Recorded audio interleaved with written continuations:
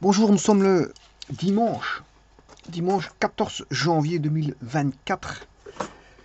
Je peux vous dire qu'il a neigé un tout petit peu en poudreuse. Donc on a le paysage qui est poudreux. Je ne veux pas dire enneigé, il est poudreux parce qu'en fait c'est une fine lame en surface de poudreuse. C'est même pas de la neige. Je sais pas comment on peut appeler ça parce que c'est pas ça n'a pas été agglutiné, ça n'a pas été, je veux dire, ça n'a pas donné un volume. Voilà, c'est resté en surface fine. Et donc il n'y a eu que ça, avec du gel bien sûr, parce que quand on regarde les carreaux sont glacés. Attention, j'ai dit glacés, j'ai pas dit givrés. Les carreaux sont glacés. Les carreaux sont glacés. Du fait de cette, je veux dire, couche, hein, de cette couche, on va dire, de fine neige.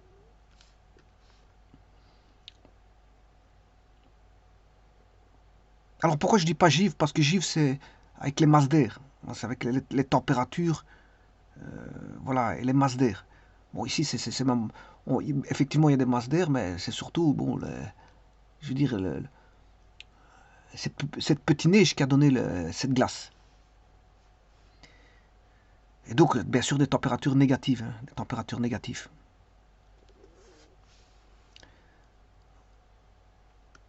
Alors ceci étant dit, je vous présente ici primitive de 3x carré moins 6 racines carrées de x plus 3 sinus x. Bon, c'est une addition qui peut se ramener à 3. Donc la primitive d'une somme, c'est la somme des primitifs moins somme des, voilà, racine carrée de x plus 3 primitives de sinus x dx. Alors la particularité, c'est que c'est toutes des sommes de primitives connues, c'est-à-dire directes, à appliquer direct. Alors, celui-ci, je vais l'appeler I1, enfin, ou P1, parce que I, c'est plutôt intégral. Ici, c'est plutôt une primitive. Donc, voilà, ça ne changera rien. C'est une primitive I1, primitive I2. Je voulais l'appeler P1, P2, P3, mais voilà, c'est primitif.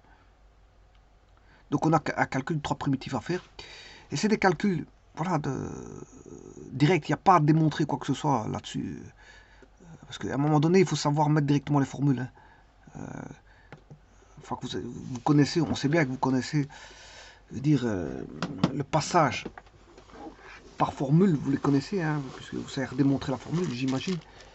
Donc, il n'y a pas à redémontrer quoi que ce soit. Quand vous voyez x exposant n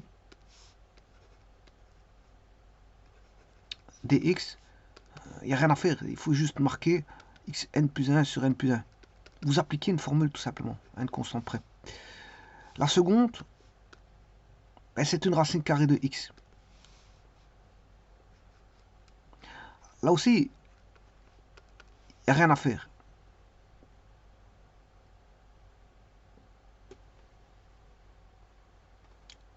Alors ça, je vous rappelle que c'est x exposant 1 demi. Et donc, qu'est-ce que ça va donner? Ça va donner x exposant 3 demi. Bien sûr, ici, on a l'inverse de l'exposant qui se base en coefficient plus k. Et puis, vous avez une fonction trigonométrique, primitive de sin dx. Alors, je vous rappelle que dérivée de sin, c'est cos. Hein, et dérivée de cos, c'est moins sin. Donc, quand vous primitivez sin, ben, il y a un moins qui va là-bas. Donc, c'est moins cos. Donc, il suffit d'appliquer ça. Il suffit d'appliquer ça. Donc, je reviens ici. Je reprends l'énoncé. Enfin, ce qui a été mis. La primitive d'une somme est égale à la somme des primitives.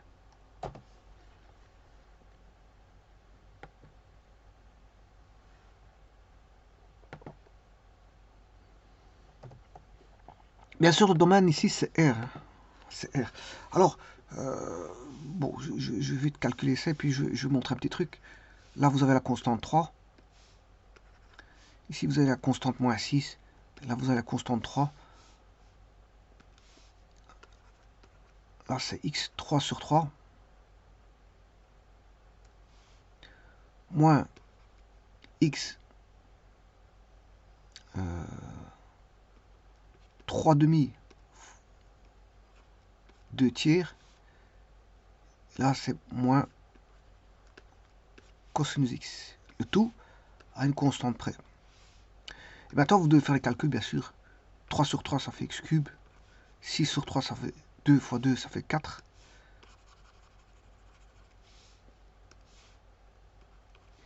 Alors là aussi, on a du x cube, mais en racine carrée. Et là, on a moins, puisque on a un moins cosinus. Moins 3 cosinus x plus k. Et voilà la réponse.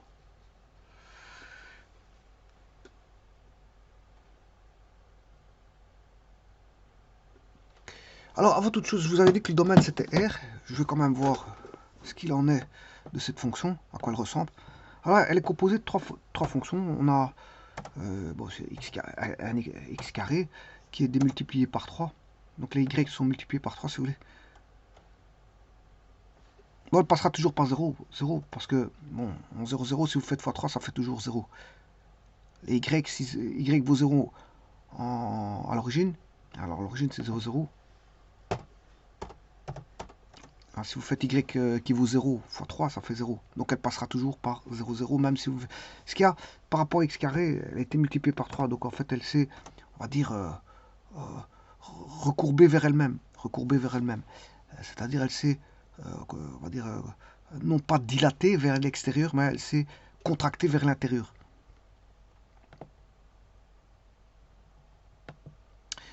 Ensuite, vous avez une fonction qui est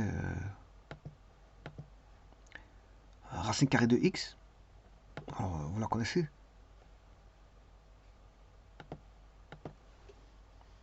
SQR t de x, c'est celle-ci. Mais là, dans l'énoncé, il est multiplié par moins 6. Donc, on va avoir une symétrie par rapport à l'axe OX, parce qu'on fait on met un moins devant. Alors, si vous mettez moins H, voilà, ça fait ceci. Vous récupérez le bout d'une parabole complète, qui n'est pas une fonction. Parce que, bon, à un x, on a 2y. Donc, moins racine carrée de x. Quand je dis, c'est pas une fonction, quand on met bout à bout. Hein. Quand vous mettez h et moins h, il faut soit mettre h, soit mettre moins h, mais pas les deux. Parce que si vous mettez les deux, vous n'avez pas une fonction. H et moins h, c'est une parabole qui ne constitue pas une fonction. Parce qu'à un x, on a 2y. Donc, il faut soit considérer h, ou soit considérer moins h. C'est-à-dire, soit considérer racine carrée de x, ou soit considérer son opposé. Mais pas les deux en même temps.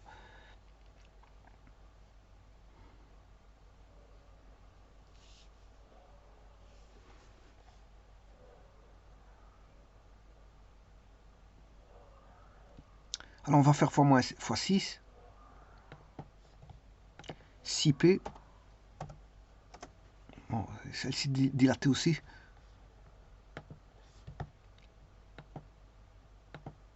Elle s'est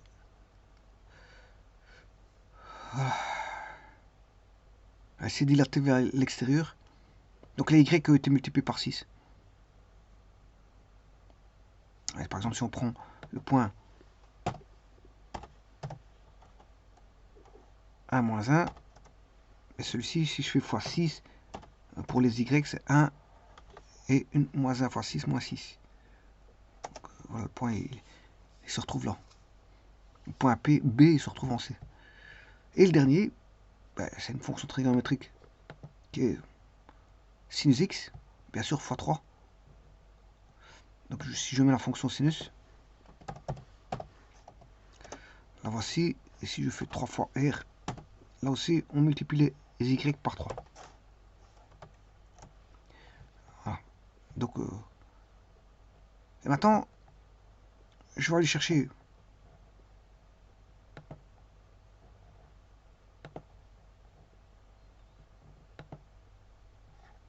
f plus q plus s. Alors, si je fais f plus q, ça donne ceci. Et si je fais encore plus s,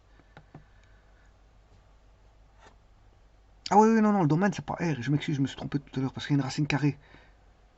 Il y a une racine carrée, oui. Les x doivent être strictement positifs. Hein. F plus Q plus la sinusoïde qui est S. Oui, ici je me suis trompé. Le domaine c'est pas R, je m'excuse. D'ailleurs je vais l'écrire. Je me suis trompé, j'ai pas vu qu'il y avait une. J'ai pas fait attention à la racine carrée. Mais de toute façon je corrige ici, c'est pas un problème. X doit être strictement positif, c'est-à-dire que le domaine c'est R. Enfin, il peut être nul, il peut être nul. Le domaine c'est R plus. Le domaine c'est R plus.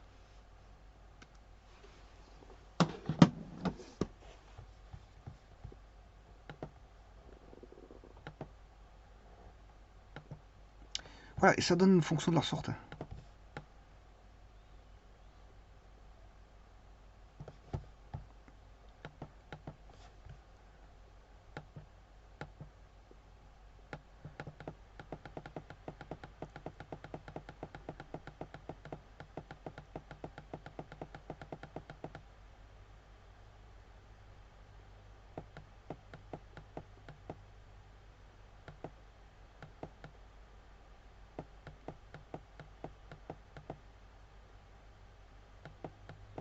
Alors, aucune ondulation n'intervient ici.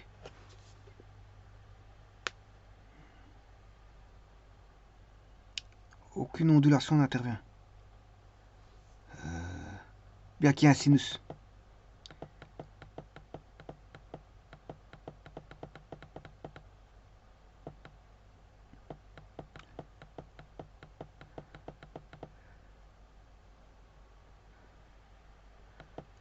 Donc ce qu'on va faire ici, c'est rajouter une valeur entre moins 3 et plus 3 avec le sinus. C'est rien d'autre que ça.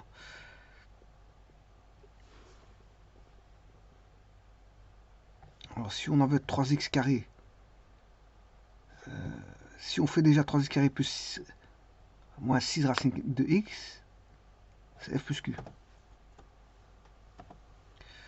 On a déjà ça, vous voyez. Donc le sinus ne fait que la remontée.